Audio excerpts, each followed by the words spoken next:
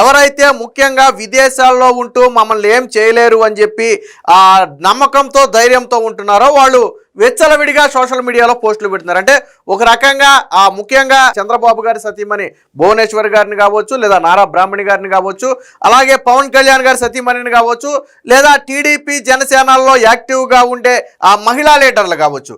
Even ఈ టీడీపీలో అయితే అనిత గారి మీద కూడా సోషల్ మీడియాలో అనేక దారుణమైన పోస్టులు పెట్టారు. సో వీళ్ళ మీద ఆ పోస్టులు పెట్టి సునకానందం పొందుతారు. విషయం ఏంటంటే వీళ్ళ మీద కంప్లైంట్ ఇచ్చిన కూటమి అధికారంలో ఉన్న వీళ్ళు ఇతర దేశాల్లో ఉంటారు. సో ఇతర దేశాల్లో ఉన్న వాళ్ళను తీసుకురావడం అనేది కొంచెం కష్టంతో కూడిన పనే. కేసులు అయితే పెట్టగలరు కానీ వాళ్ళు ఇతర దేశాల్లో ఉంటే చేయగలిగేదే ఉంటుంది. సో ఆ నమ్మకంతో ఇష్టం వచ్చినట్టుగా పోస్టులు పెడుతున్నారు. అలా పోస్టులు పెట్టిన వాళ్ళలోనే భాస్కర్ రెడ్డి మాలపాటి అనే ఒక వ్యక్తి కూడా గతంలో నారా భువనేశ్వర్ గారిని విమర్శిస్తూ అత్యంత దారుణమైన పోస్టులు పెట్టాడు. వైసీపీ అధికారంలో ఉన్నప్పుడు పెట్టాడు, అలాగే అధికారం పోయిన తర్వాత కూడా పెట్టాడు. సో దీని మీద ఆ కూటమికి చెందినటువంటి అనేక మంది నేతలు ఆల్రెడీ కంప్లైంట్లు కూడా ఇచ్చారు. బట్ అతను విదేశాల్లో లండన్లో ఉండటం వల్ల చేయగలిగేది ఏమీ లేకుండా పోయింది. అయితే చూడండి, ఈరోజు ఎప్పుడైతే రాష్ట్రానికి వచ్చాడో, వాస్తవానికి ఎవరైతే ఇప్పుడు చెప్పుకుంటున్నటువంటి భాస్కర్ రెడ్డి ఉన్నారో వాళ్ళ తండ్రి చనిపోవడంతో అంత్యక్రియల పనుల నిమిత్తం రావడం జరిగింది. పరిస్థితులు చూడండి, అంత్యక్రియలకు కూడా తన తండ్రి సొంత ఊరు అంటే ప్రస్తుత నివాసం ఉండే ఊరు రాలేక, వాస్తవానికి వాళ్ళది కృష్ణా జిల్లా పెనమలూరు మండలం చోడవరం వాళ్ళు ఉండేది. కానీ వాళ్ళ తండ్రి చనిపోతే అంత్యక్రియలు చోడవరంలో చేయాల. వాళ్ళ తండ్రి అసలు ఊరు కర్నూలు నెల్లూరు జిల్లాకి చెందినటువంటి వెంగంపల్లిలో ఏదో ఉంది. అది 40 ఏళ్ల క్రితం ఆయన చోడవరం వచ్చేసి ఇక్కడ సెటిల్ అయిపోయాడు, ఏదో బ్రతుకు తెరువు కోసం వచ్చి. సో ఇక్కడ చోడవరం వస్తే పోలీసులు అరెస్టు చేస్తారు, తన మీద కేసులు ఉన్నాయనే భయంతో తన తండ్రి అంత్యక్రియలను ఎక్కడ చేశాడంటే 40 ఏళ్ల క్రితం వాళ్ళ తండ్రి ఉన్నటువంటి సొంతూరు అయినటువంటి నెల్లూరు జిల్లా వెంగంపల్లిలో అంత్యక్రియలు నిర్వహించాడు. సరే బాగానే ఉంది. తరువాత చోడవరానికి వచ్చాడు. వచ్చి వైద్య పరీక్షల నిమిత్తం, బహుశా విదేశాలకు తిరిగి వెళ్ళిపోవాలనే ప్లాన్ ఏమన్నా ఉందేమో తెలియదు కానీ వైద్య పరీక్షల నిమిత్తం హాస్పిటల్కి వెళ్తే ఆ సమయంలో పోలీసులు సమాచారం అందుకున్నారు. ఇప్పటికే అనేక కంప్లైంట్లు రిజిస్టర్ అయినటువంటి ఎవరైతే మాలపాటి భాస్కర్ రెడ్డి అనే వ్యక్తి ఉన్నాడో ఆ వ్యక్తి వచ్చాడు అని తెలిసిన వెంటనే ఏం చేశారంటే వెంటనే కృష్ణా జిల్లా పోలీసులు అయితే అదుపులోకి అయితే తీసుకోవడం జరిగింది. సో వాస్తవానికి అంటే నేను అదే చెప్పింది, పరిస్థితులు చూడండి. ఆ రోజు మీరు పెట్టినటువంటి పోస్టుల వల్ల మీకు దానివల్ల మీకు ఒరిగింది ఏంటో నాకైతే అర్థం కాల. రాజకీయ విమర్శలు ఎన్నైనా చేయండి, దానివల్ల ఎవరికి ఇబ్బంది లేదు. ఇప్పుడు రాజకీయంగా మేము కూడా విమర్శలు చేస్తున్నాం కానీ దర్జాగా బయట తిరుగుతున్నాం కదా.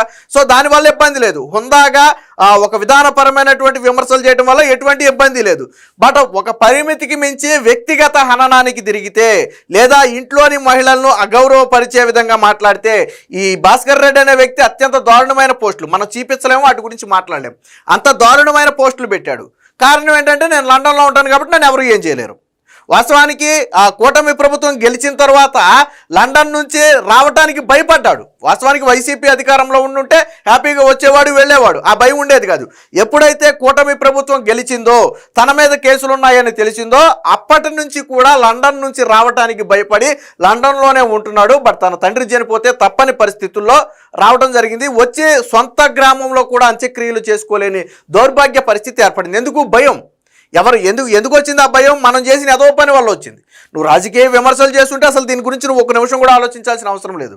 నీ జోలికి ఎవరు వచ్చేవాళ్ళు కూడా కాదు, అసలు కేసులే పడేవి కాదు, జోలికి కాదు కేసులే పడేవి కాదు. కానీ ఒక పరిధి దాటి ముఖ్యంగా నారా భువనేశ్వరి గారి మీద అత్యంత దారుణమైన అత్యంత నీచమైన పోస్టులు పెట్టారు.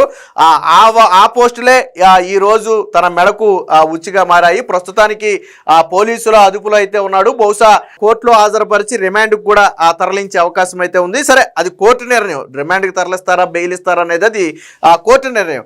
కాకపోతే పరిస్థితి చూడండి, ఇప్పుడు లండన్ వెళ్ళగలదురా? కేసు తర్వాత కేసు, కేసు తర్వాత కేసు, అనేక కేసులు ఉన్నాయి, ఒకటి కాదు. ఈ వ్యక్తి మీద చాలా చోట్ల కంప్లైంట్ ఇచ్చారు, ఎందుకంటే అంత దారుణమైన పోస్టులు పెట్టాడు గతంలో. సో కారణం ఏంటి? నేను విదేశాల్లో ఉంటాను. ఇప్పటికీ చాలామంది అదే అంచనాలో ఉన్నారు. పాపం వాళ్ళ ఫ్యామిలీలన్నీ ఇక్కడే ఉంటాయి, వాళ్ళు ఏదో సందర్భంలో ఇక్కడికి రావాల్సి ఉంటుంది. ఆ విషయం మర్చిపోయి నేను ఇక రాను కదా, నన్ను ఎవరు ఏం చేయలేరు కదా, నేను విదేశాల్లో ఉన్నాను కదా అనే ఒక ఉద్దేశంతో అత్యంత నీచమైన దారుణమైన ఆ పోస్టులు అయితే పెట్టడం జరిగింది. సో ఆ పోస్టులే ఈరోజు చివరికి తన తండ్రి అంత్యక్రియలు సొంత గ్రామంలో కూడా చేసుకోలేని పరిస్థితి అది కల్పించింది. దీనికి సంబంధించిన వార్త అయితే ఒకటి వచ్చింది, ఒకసారి చూద్దాం. నీచ పోస్టుల భాస్కర్ రెడ్డికి సంఖ్యలు, సీఎం సతీమణి సహా పలువురిపై బూతు పోస్టులు, తండ్రి చనిపోవడంతో లండన్ నుంచి రాక అంత్యక్రియలు పూర్తి, చెకప్ కోసం విజయవాడ కామినేని ఆసుపత్రికి రాక అదుపులోకి తీసుకున్న పోలీసులు. వాస్తవానికి సరే పోలీసులకు ముందే సమాచారం అందినా లేదా సమాచారం ఆలస్యంగా అందినా అంత్యక్రియల సమయంలో మాత్రం ఆ వ్యక్తిని ఇబ్బంది పెట్టల. అదుపులో తీసుకోవడం కానీ నోటీసులు ఇవ్వడం కానీ ఎటువంటివి కూడా చేయలే. వాస్తవానికి తన తండ్రి అంత్యక్రియలు సొంత గ్రామంలో కూడా చేసుకోలేక తన తండ్రి 40 ఏళ్ల క్రితం వచ్చేసినటువంటి నెల్లూరుకు తీసుకెళ్లి చేసుకున్నాడు. అయినా పోలీసులు అప్పుడేమో ఇబ్బంది పెట్టల. బట్ వెళ్ళిపోవడానికి సిద్ధమయ్యి ఎప్పుడైతే ఆ వైద్య పరీక్షల కోసం ఆసుపత్రికి వెళ్ళాడో సో ఆ సమయంలో అదుపులోకి అయితే తీసుకున్నారు. దీనికి సంబంధించిన ఒక వార్త వచ్చింది, ఒకసారి చూద్దాం. మహిళలంటే కనీస గౌరవం లేకుండా వ్యక్తిత్వ హననానికి పాల్పడే వైసీపీ సోషల్ మీడియాకు చెందిన ఎన్ఆర్ఐని పోలీసులు అదుపులోకి తీసుకున్నారు.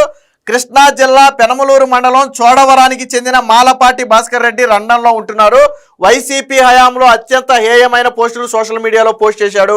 చంద్రబాబు సతీమణి భువనేశ్వరి, పవన్ కళ్యాణ్, మంత్రి లోకేష్, మాజీ చీఫ్ జస్టిస్ అయినటువంటి ఎన్వి రమణను కూడా వదల్లా. ఇలా ఎవరిని వదిలిపెట్టకుండా సామాజిక మాధ్యమాల్లో అసభ్య భాషను ఉపయోగిస్తూ మెసేజ్లు చేశాడు. ఎన్నికల అనంతరం కూటమి ప్రభుత్వం వచ్చిన తర్వాత ఇక్కడ టీడీపీ కార్యకర్తలు భాస్కర్ రెడ్డిపై పోలీసులకు ఫిర్యాదు చేశారు. విషయం తెలుసుకున్న భాస్కర్ రెడ్డి స్వదేశానికి రాకుండా లండన్లోనే ఉండిపోయాడు. అయితే 5 రోజుల క్రితం ఆయన తండ్రి మరణించారు.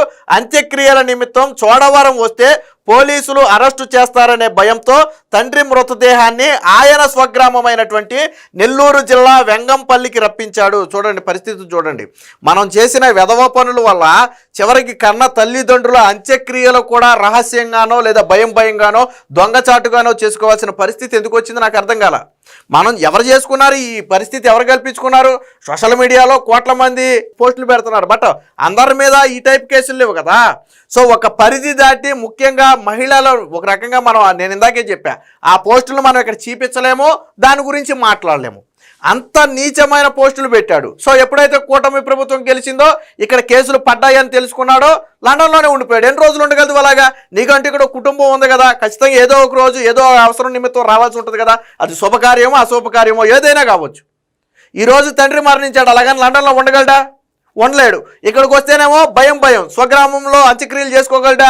స్వేచ్ఛగా తిరగగలదురా? 10 మంది చుట్టాలని పట్టాలని ఫ్రెండ్స్ని కలవగలదురా? ఓదార్చే వారి దగ్గర ఉండగలదురా? కాసేపు కనీసం ఒక 4 రోజులు ఇక్కడ ఉండి వెళ్ళగలడా ప్రశాంతంగా? అంత్యక్రియలు పూర్తి చేసుకోవాలి, వెంటనే వెళ్ళిపోవాలి. ఎందుకంటే మళ్ళీ ఎక్కడ పోలీసులు అరెస్ట్ చేస్తారని భయం. ఎందుకు వచ్చింది ఆ భయం? గతంలో మనం పెట్టినటువంటి నీచమైన పోస్టుల వల్ల వచ్చింది. రాజకీయ పోస్టులు అయితే నువ్వు భయపడాల్సిన అవసరం లేదు. ఇందాకే చెప్పా, రాజకీయ పోస్టులు అయితే మీరు భయపడక్కర్లేదు. రాజకీయ విమర్శలు కామనం, దానికి ఎవరు చేయటానికి ఏమి ఉండదు. ఇప్పుడు వాళ్ళు అవినీతి చేశారంటారు, వీళ్ళు అవినీతి చేశారంటారు, వాళ్ళు తిన్నారంటారు, వీళ్ళు తిన్నారంటారు, వాళ్ళు కట్టలేదంటారు, వీళ్ళు కట్టారంటారు. ఇవన్నీ కామన్, వీటి గురించి ఎవరు పట్టించుకోరు. సరే అందులో అబద్ధాలు ఉంటే ఉండొచ్చు, బట్ అది నీకేం ఎఫెక్ట్ అవ్వదు. బట్ ఎప్పుడైతే నువ్వు మహిళల మీద నీచమైన మాట్లాడలేని, వినలేని, చూడలేని రీతిలో పోస్టులు పెట్టావో అవే ఈరోజు నీ పాలిట శాపంగా మారాయి. ఎంత దౌర్భాగ్యమైన పరిస్థితి. నీ తండ్రి అంత్యక్రియలను నువ్వు నీ సొంత గ్రామంలో చేసుకోలేవు. నువ్వు 40 ఏళ్ళ నుంచి ఉంటున్నటువంటి గ్రామంలో నీకు చుట్టాలు పట్టాలు ఉంటారా? ఎప్పుడో 40 ఏళ్ల క్రితం నువ్వు వదిలేసి వచ్చిన ఊళ్ళో ఉంటారా? కానీ నువ్వు చేసుకోగలిగావా? చేసుకోలేకపోయావు. సో పరిస్థితి అందుకనే ఎప్పుడు ఎల్లకాలం రోజులన్నీ ఒకేలాగా ఉండవు. కాబట్టి మనం కొద్దిగా అదుపులో ఉండాలా. రాజకీయాన్ని రాజకీయంగానే చూడాలా. బట్ ఆ పరిధి దాటితే మాత్రం పరిణామాలు ఇదిగో ఈ విధంగానే ఉంటాయి. అక్కడే దహన సంస్కారాలు పూర్తి చేసినట్లు తెలిసింది. బుధవారం రాత్రి చోడవరం చేరుకున్న భాస్కర్ రెడ్డి గురువారం తెల్లవారుజామున ఆరోగ్య పరీక్షల కోసం కానూరు 100 అడుగుల రోడ్డులోని కామినేని ఆసుపత్రికి తన సోదరుడితో కలిసి వెళ్ళాడు. పోలీసులు వెంటనే భాస్కర్ రెడ్డిని అదుపులోకి తీసుకుని వివిధ సెక్షన్ల కింద కేసు నమోదు చేశారు. భాస్కర్ రెడ్డి తల్లిదండ్రులది నెల్లూరు జిల్లా ఆత్మకూరు నియోజకవర్గం అయినటువంటి అనాసాగరం మండలంలోని వెంగంపల్లి. నేను చెప్పా కదా, వాళ్ళ నేటివ్ ప్లేసు నెల్లూరు జిల్లాలోని వెంగంపల్లి. సో కుగ్రామం. అయితే 40 ఏళ్ల క్రితమే చోడవరం వలస వచ్చి ముఠా పనులు చేసుకుని పొట్ట పోసుకునేవాళ్ళు. సో బ్రతుకు తెరువు కోసం 40 ఏళ్ల క్రితమే వీళ్ళు ఇక్కడికి వలస వచ్చేసారు చోడవరానికి. సో భాస్కర్ రెడ్డి కూడా అక్కడే జన్మించాడు, బీటెక్ పూర్తి చేశాడు, మంచిగా చదువుకున్నాడు, తర్వాత ఉద్యోగం సంపాదించాడు, అంతా బాగానే ఉంది. ఈ రోజు అన్ని బాగుంటే ఈ రోజు సరే 10 మందితో కలిసి తన తండ్రి దహన సంస్కార కార్యక్రమాలు చేసుకునేవాడు. తర్వాత 4 రోజులు ఉండేవాడు, అవసరమైతే తర్వాత వెళ్ళేవాడు. బట్ ఈ రోజు చూడండి, జైలుకి వెళ్ళాల్సిన పరిస్థితి. ఈ రోజు తిరిగి నువ్వు లండన్ వెళ్ళగలవా? నీ ఉద్యోగం పరిస్థితి ఏంటి? ఆల్రెడీ నీ కుటుంబం తండ్రి లేని దుఃఖంలో ఉన్నారు. ఈ రోజు నువ్వు అరెస్ట్ అయితే వాళ్ళు ఎంత బాధపడతారు? పోనీ అలాగని చెప్పి నిన్ను వదిలేసే కేసులా సరే పోనివ్వండి, సోషల్ మీడియాలో ఎవరు పెట్టట్లేదు, పోనివ్వండి తండ్రి పోయిన బాధలో ఉన్నాడని వదిలేసే రకమైన పోస్టులు నువ్వు పెట్టలా. అత్యంత నీచమైన దారుణమైన నీ ఇంట్లో మహిళలు ఉన్నారు, నీ ఇంట్లో కూడా విలువలు విశ్వసనీయతలు ఉంటాయి. కానీ నువ్వు ఇతర కుటుంబాల్లో ఉన్న మహిళల మీద, ఎప్పుడూ రాజకీయాలకు సంబంధం లేని మహిళల మీద అత్యంత నీచమైన దారుణమైన పోస్టులు పెట్టావు. నువ్వు అలాంటి పోస్టులు పెట్టబట్టే ఈరోజు నిన్ను తప్పని పరిస్థితుల్లో అనుభవించుకోవాల్సి వచ్చింది. లేకపోతే ఈరోజు నువ్వు ఇండియా వచ్చినటువంటి పరిస్థితుల్లో నీ జోలికి రాకూడదు వాస్తవానికి. కానీ ఎందుకు వచ్చారు? నువ్వు చేసినటువంటి పాపం అలాంటిది, నువ్వు చేసినటువంటి పనులు అలాంటివి. కాబట్టి నేను ఇప్పుడు కూడా చెప్పేది ఒక్కటే, వైసీపీని నమ్ముకుని పనిచేయండి. ఎవరికి నచ్చిన పార్టీలో వాళ్ళు పనిచేయండి, పని చేయొద్దని ఎవరో చెప్పట్లా. అది వాళ్ళ వ్యక్తిగత విషయం, దాని గురించి మనం మాట్లాడటానికి సరిపోం. కాకపోతే హుందాగా వ్యవహరించండి. కొన్ని లిమిట్స్ ఉంటాయి, ప్రతిదానికి ఒక లిమిట్ ఉంటుంది. ఆ పరిధి దాటి ప్రవర్తించొద్దు. తరువాత ఇలాంటి పరిస్థితి రేపొద్దున మీకు వస్తే మీరు కూడా బాధపడతారు. ఈరోజు ఇతను చూసి అయ్యో అనేవాడే కానీ చేసేదేమీ లే. ఇప్పుడు జగన్మోహన్ రెడ్డి కోసమే పోస్టులు పెట్టాడు అనుకుందాం. ఏం చేస్తాడు జగన్మోహన్ రెడ్డి? ఏం చేస్తాడు ఈరోజు? మహా అయితే జైలు నుంచి బయటికి తీసుకొస్తాడు 4 రోజులు ఆగాక. కానీ నువ్వు నీ తండ్రి సహన సంస్కారాలు నీ సొంత గ్రామంలో చేసుకోగలిగావా? 10 మందితో మాట్లాడగలిగావా? నీ కుటుంబానికి ఓదార్పుని ఇవ్వగలిగావా ఒక 4 రోజులు ఇక్కడుండి? ఇవన్నీ తీసుకురాడు కదా జగన్మోహన్ రెడ్డి. జగన్మోహన్ రెడ్డి ప్రభుత్వంలో హైకోర్టు, సుప్రీంకోర్టులో వాళ్ళకి వ్యతిరేకంగా తీర్పులు వచ్చాయి. వ్యతిరేకంగా తీర్పులు వచ్చాయంటే దానికి ఎవరేం చేస్తారు? అప్పుడు జడ్జిల మీద కూడా దారుణమైన పోస్టులు, ఎన్వి రమణ మీద కూడా దారుణమైన పోస్టులు పెట్టాడు. మాజీ చీఫ్ జస్టిస్ ఎన్వి రమణ మీద కూడా దారుణమైన పోస్టులు పెట్టాడు. ఫలితం ఈరోజు అనుభవించాల్సిన పరిస్థితి. సో కాబట్టి ఇక నుంచి అయినా విదేశాల్లో ఉంటున్నాం మాకేమీ కాదని విచ్చలవిడిగా, ముఖ్యంగా మహిళల మీద వ్యక్తిత్వ హననానికి పోస్టులు పెట్టే వైసీపీ సోషల్ మీడియా కార్యకర్తలందరూ కూడా జాగ్రత్తగా ఉండాలి. ఈ రోజు నన్ను ఎవరు ఏం చేయలేరని విర్రవీగితే రేపటి రోజున మీ కుటుంబాలన్నీ కూడా ఆంధ్రప్రదేశ్లోనే ఉండుంటాయి.